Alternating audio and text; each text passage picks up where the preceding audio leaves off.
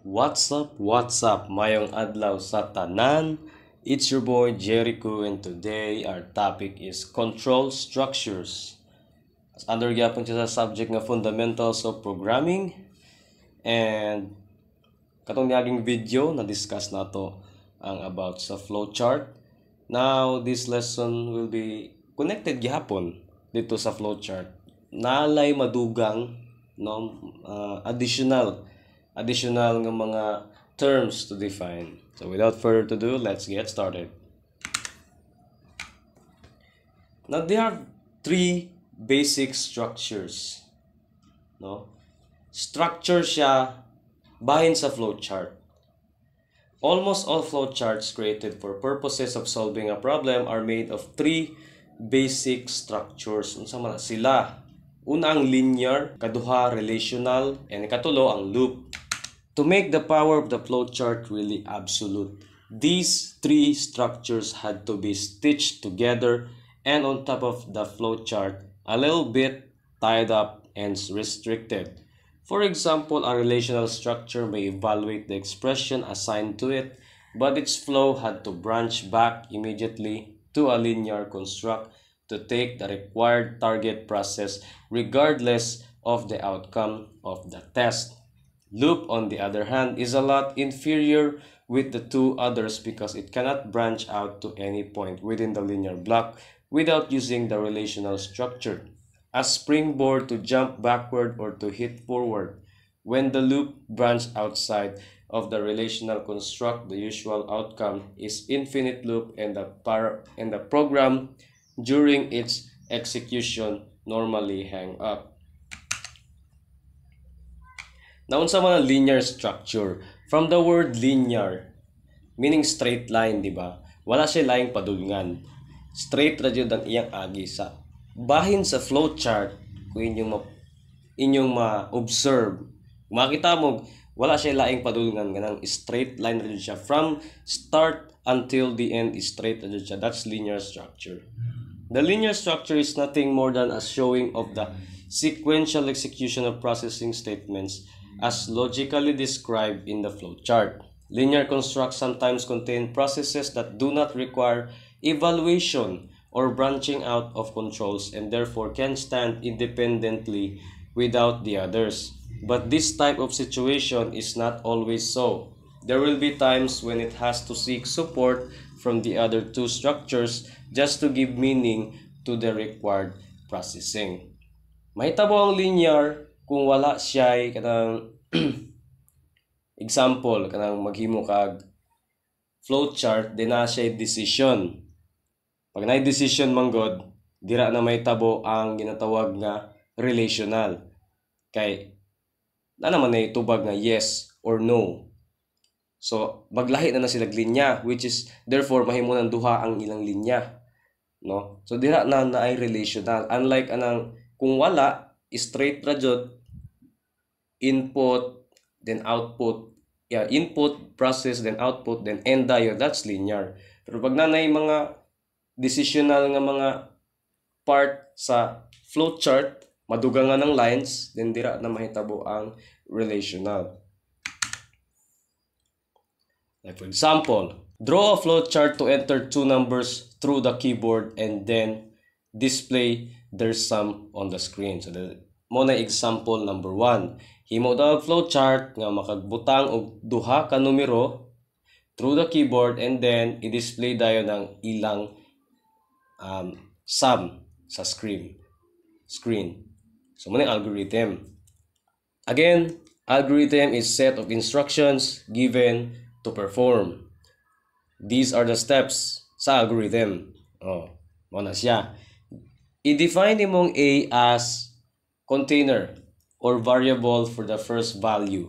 Then define B as container or variable for the second value. Define S as container for or variable for the sum of the first and second values. Kintay kanang S ang variable ana or like ang value ana is ang total aning duha, the sum, the outcome aning A ug B. Get the value of A and B sa step 4. Then step 5, compute the sum by adding the first A and the second or B value. And then the last 6, display the sum on the screen. So may dagway sa flowchart ana. O, ingani yung dagway sa yung flowchart. Muna yung linear. As you may observe, is straight lang. Wala nilain. Sugod sa start, largo sa stop. Ana ra. O, A equals to 0, B equals to 0, then S equals to 0. Okay, mag-input pa man gud kag bisag unsa nga number ana god. Kung imo na i-apply kanang sa tinud-anay ba, kung imo na siyang i-apply, kani bahay na siya sa example. Example no, ang value na ning A is imo nimo 5 niya, ang B imo nimo 5. Ang S ana may mo siyang 10. Gihimo siya nga ni for the flowchart purposes. Kibali ang input niya ang value sa A ug B. Bisag unsa imong ibutang, bisag unsa imong i-input ana. Then ang process mo nang is rectangular siya kay mo na process ang iyang calculations, computations. Then display the outcome with this S or the 10 kay 5 ug 5 ana. 5 plus 5 10, display 10. Then stop dayon humana. Ana ra. What we are required in the problem above is to draw a flowchart which will accept two numbers through the keyboard and then display the sum of the first and the second value on the screen. But before we jump into writing our algorithm, we can tell the computer to enter a number, but by itself, it cannot provide its own container without us using to create one where it can store the value we would hope to enter. So, we have to tell the computer to create and assign A, B, and S as containers for the first, second, and third value respectively. These containers in programming are known as variables. We shall discuss more variables as we progress. So, mo tong giingon. Variables like you are declaring something unsa iyang value. Muna variables sa programming. Now, linear recursive steps. The process as shown in figure 3:1 is a linear construct designed to perform a single pass procedure. O, diba? Single pass, isa ra jud na kalinya, like isa ra kadalan ba? But what if the same class of processing needs to be done twice? Will the linear structure be able to handle it? Well, it can be done still. Let us consider figure 3:2, which shows this possibility. Figure 3:2 executes two complete processes by repeating the steps starting with inputting values for A and B up to displaying their sum. However, that the assignment of variables was not repeated. This is because variables cannot be defined more than once. With this, the requirements of bringing in two sets of data in a single execution is achieved. The previous example as illustrated in figure 3:2 shows how the recurrence of certain steps help achieve the second round of input processing before it ends. But if there were hundreds of similar input stops or processing to be made, it would be very impractical to keep on repeating similar steps in a linear construct. Hence, the best way is to use a loop. Instead na mag-repeat og process, mugamit kag loop aron di na managhan ang imong mga ipambutang dira nga mga symbols. Dira na dayon mosulod ang loop. Next, we have the relational structure. The diamond symbol in flowcharting is used to indicate a conditional path. So munong gi-mention o gayna, mahimo siyang relational if mogamit na kag mga conditional nga mga symbols. Like example kanang diamond. Ang purpose niya is for kung nanay condition. Example, mag-question siya, do you have money in wallet? Siyempre possible, diamond ang iyang symbol, duha na iyang linya, no ug yes. Dira na siya mahimong relational. Unlike atong linear, wala siya conditional nga mga questions, wala siya diamond na symbol, di ba? Kung inyong makita. Mo lang straight ra siya. Input, i-process, then output, then human. Unlike aning relation, input, na decision, questionon kag yes or no, maglahi na po kag linya. Madugangan ang linya. Nya kada linya na po na output. Si no na output, si yes na output. O, kani. Test na no path, na yes path. Sa no path na statement 1, sa statement 2 na apod. Then pareho ra sila padulngan. Ngayon na paduha na iyang linya, madugangan siya linya. Yang isa ka linya sa bawat isa nila na napoy laing process, Ngayon na. Relational operators or ginatawag nga mga conditional operators. Like for example, is 1 less than 2. Yan na. Greater than, equal sign, less than or equal, greater than or equal. Yan ang mga operators. Example number 2. Draw a flowchart to enter two numbers from the keyboard and then find the highest, assuming there is only one with the highest value, and display it on the screen. So muna yung algorithm steps. Define A as container for the first value and B as well for the second value. 3. Get the values inputted for the second value. Compare the inputted values of A and B. If A is the highest, then display it. Otherwise, display B. Mao na iyang kondisyon. Kini nga algorithm, kung imo ni siyang i-flowchart, ang symbol ani nga algorithm, diamond. O diba? Start. A is to 0, B is to 0. Input the value of A and B. Kahit bisag unsa nga value. Sample. Ang input nako sa A is 5. And then ang i-input nako sa B is 8. Is 5 greater than 8? Diba no? No. Then display B. Pag no. Display 8. No man siya kay ang 8 ang mas greater kaysa kang 5. Then stop. Kung atong balihon, sige, let's say ang input A is 10.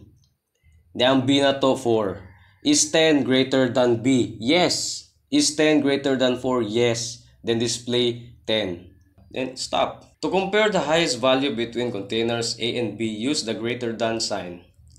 Instead of equal to or less than sign, the flow of controls should merge before leaving the relational structure to take the next step. If A is more than B, display A. Otherwise, display B.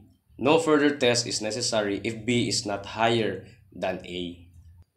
Isa ra yung decision, isa ra may diamond na nadira, diba? Now how about kini nested relational structure? So expect na to nga ang diamond ana or ang conditional more than one. But as algorithms become more complicated, relational structures must also have shape in its form that will accommodate a pair of tests. As there can be no more than two items that may be compared in a single decision box, the need to redraw another shape of its kind will appear along with the rest. To show another example of a nested relational structure, let us consider the next example. Example number 3. Magbuhat og flowchart to enter two numbers from the keyboard and then find the highest value and display it on the screen. Note, sa example to gaina, we have made an assumption that there could only be one entry with the highest value. Isa ra jud no ang ma-display nga kung kinsa jud highest value, no, kay greater than man ang question. This time we shall abandon that assumption, and since we are no longer sure what nature might be entered during data entry, we shall adopt the following. Mo ni mga posibilidad. The first value is greater than the second value. The first value is less than the second value. That the first value is equal to the second value. So mo ni ang algorithm. Himo container ang A ug B as first and second value. Step 6, get the value of A and B as your input. Mo na imong input parallelogram. Compare the value of A and B o diamond. If A is the highest, then display it A.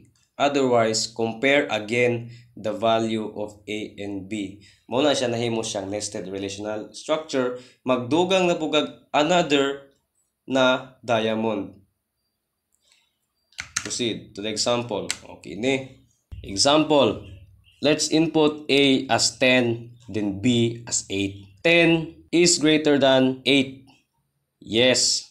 Then display 10. Then humana. What if no? 8 is greater than 10. Diba no? Ang atong 10 B na siya, ang atong A 8 na siya. Diba? Now, B or 10 is greater than 8, which is yes, then display B, then stop. Or dili gyapon, di no, and then stop. Anara. How about loop structure? Most programs would keep on doing series of instruction over and over until a certain condition occur. This action of performing a repetitive task is known as loop. Ano na balik ba? Repetitive, balik-balik. A loop structure must have control, and that is to terminate at certain point when a certain condition is met. Obviously, the loop and the relational structures must complement each other, as the latter will serve as determining factor whether to jump to the beginning or to other steps in the program. Example, start, statement 1, statement 2, decision. Kung true siya, balik na po. Statement 1, statement 2. Hantod sa mahimo siyang false. Pag na-false na siya, then stop. How about infinite loop? Walay katapusan. Sa ina na siya sabton, ganong infinite loop man siya. Tanawa, walay end, oh. Wala siya stop. Di ba dapat ang rule is tanan flowchart, sugdan dyan nag-start niya, i-end dyan na siya. Infinite loop, wala man siya end. Balik-balik na. Walay kahumanan. Balik-balik na. Again, there is infinite loop when the execution of steps is repeatedly done without let up and without definite ending point. To illustrate this kind of endless procedural run and without definite ending point, wala siya definite ending point. Wala infinite loop siya. Now, what is controlled loop? To avoid occurrences of infinite loops in the flowchart, the loop must be guarded with at least one definite exit point. Oh, naamang kay infinite loops, pero at least butngan gihapon siya katapusan, no? When siya mahuman, ug mo false na siya or mo true na siya, depending sa imong decision na ibutang. Sample kini. Start, A is to 0, B is to 0, S is to 0. Input na po kang say value ng A. B, A equal to 777. If no, then more gyapon, o true na po nimo. Display S, balik na po. Og no gyapon, o true na po. Hantod sa mapareho siya sa, hantod ang iyang value, mapareha na ani A is equal to 777. If yes na, I didn't stop. Dako siya value. So, expect nga dugay siya mahuman. Oh. Pero kung makaabot na siya nga nga value, then yes na. Then stop. Anang control loop. Para sa infinite, wala siya katapusan. Then that's all. Thank you for listening.